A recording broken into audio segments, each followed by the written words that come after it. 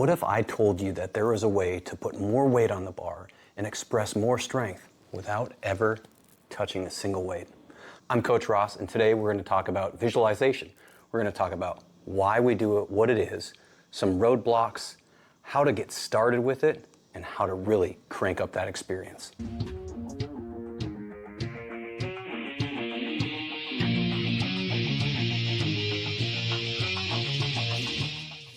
So what's happening? A little bit of brain science, brain analogy mixed in there. Think about it like this. When we're born, our brains are essentially like a blank computer. And our brains need to be able to communicate with the other parts of our body so that we can move and we can do different things and we can close our eyes and we can still continue to do them without much thought or effort. But at first it takes thought and effort. Because in that blank brain stage, you have neurons and they're not connected. So they can't really communicate in any way, and they have to be connected by neural pathways. Those neural pathways get formed by doing different actions. They get formed by practicing those different actions. You didn't know how to squat the day one you walked into a gym. You had to learn how to squat. And the act and practice of that squat, of that physical movement pattern, is what wires that neural pathway so that those neurons can talk and communicate and fire and recruit muscles so that you can stand up and move that barbell. Now, what's really interesting about those neural pathways and the way the brain works is, while it's incredibly powerful, it also can be tricked. It can't tell the difference between a physical lived experience and an experience that we visualize in our mind. In the process of visualization, we are getting those mental reps. We are helping wire that neural pathway so that our brain can communicate with the different parts of our body. Essentially, we're getting that reps. We're getting mental reps. We're learning how to squat. We're learning how to bench press, whatever it may be. We're getting visual repetitions without ever putting a physical stress or load on the body. Whoa, I can get extra reps without having to have the fatigue management or the recovery costs and demands? Fantastic.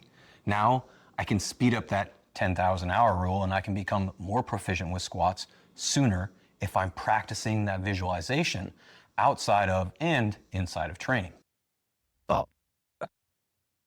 Let's talk about some roadblocks that a lot of people commonly experience with trying to use visualization as a tool. One, a lot of people go, oh, it's woo-woo, it's a religious practice or a spiritual practice or something along those lines. And while it is used in that way, it's not limited to that space. We can use that as athletes to wire those neural pathways and practice repetitions without the physical stress. In fact, Michael Jordan used a lot of visualization. Michael Phelps uses a lot of visualization. Kobe Bryant. We can name countless elite athletes who've practiced visualization to help them express their skill at a higher level. Now, visualization might not necessarily turn 5'7" short vertical Ross into the next Michael Jordan.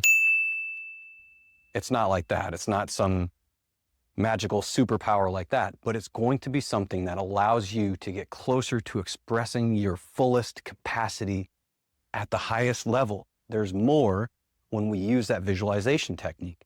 The other roadblock, I'm not good at it. I suck. When I close my eyes and visualize, I fall down.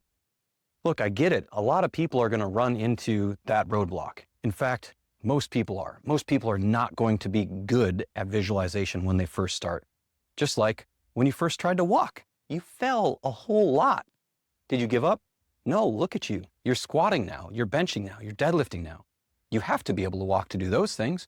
So tap into that resilient little baby that you used to be and stop thinking, oh no, I'm not good at it, and practice. You weren't good at squats either when you first started and you had to practice. This is another form of practicing those repetitions.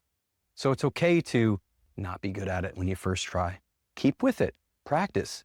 As you practice and you get better, it will become easier for you and you'll get better at it. And as you get better at it, it's going to help your lifts. So that next step, we just got to start.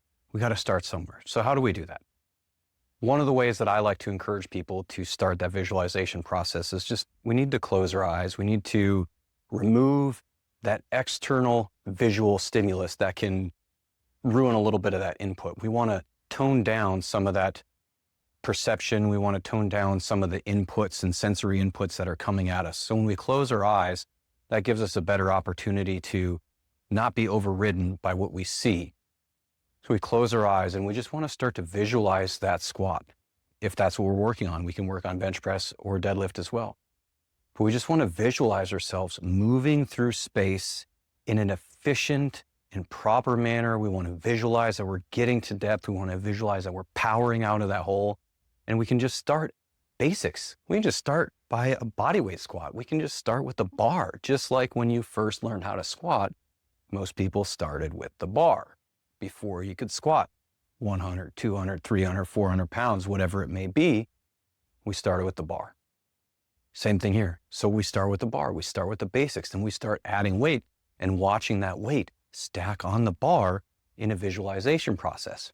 As we learn that skill and we get better and better at it, we can start visualizing bigger, higher intensity lifts. We can visualize that PR and we can see ourselves doing that PR over and over and over again, wiring that neural pathway, practicing that squat so that when you do actually go to physically do it, you've already done it a whole bunch of times. You've seen it. You know you can do it. You see it. You believe it. You believe in yourself. You're creating confidence.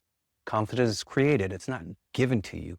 You create it, and then you go out there and you express it in that lift. You know you can do it. You've seen it. You've done it 1,000 times.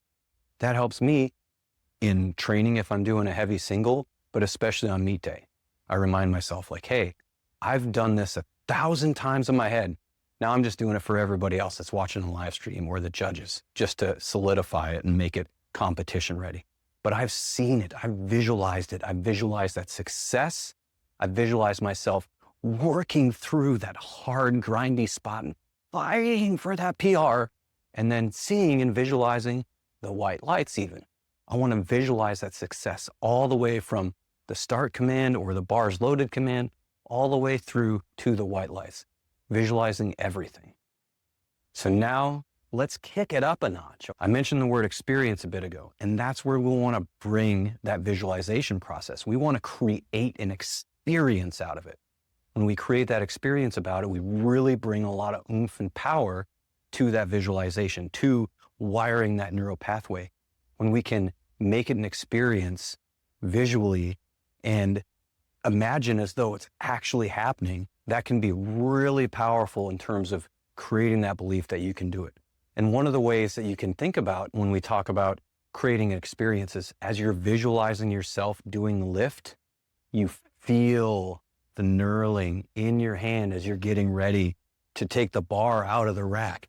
You're feeling that. You know what those physical sensations are like, and you bring those into the visualization. If you use ammonia, you can imagine that smell and that physiological response that you get from smelling the ammonia. You know what it's like when you grab that bar. You know what it's like when you crawl underneath the bar. You know what it's like when you lift it out of the rack. You bring all of those physical sensations into the visualization. You start to create an experience. And with that visualization, when you create that experience and you see success, that is creating that success. That's really going to help you bolster that confidence. So in closing, we really want to work on that visualization. When we bring that to the table, we get reps, we get practice that don't have the physical demands. We don't have the fatigue recovery. We don't have any of that stuff at play. When we visualize those lifts properly executed and we bring the experience to the table, we're wiring that neural pathway. We're creating that network that allows us to express our strength at the fullest capacity. We're creating confidence. When we do that, we increase our belief. And at the end of the day, one of the biggest reasons why I really like to promote this stuff is because what you believe about yourself, what you believe that you're physically capable of doing, whether it be on the platform or in training, that belief, that's your ceiling. That's your capacity. You will never lift a single pound more than what that belief is.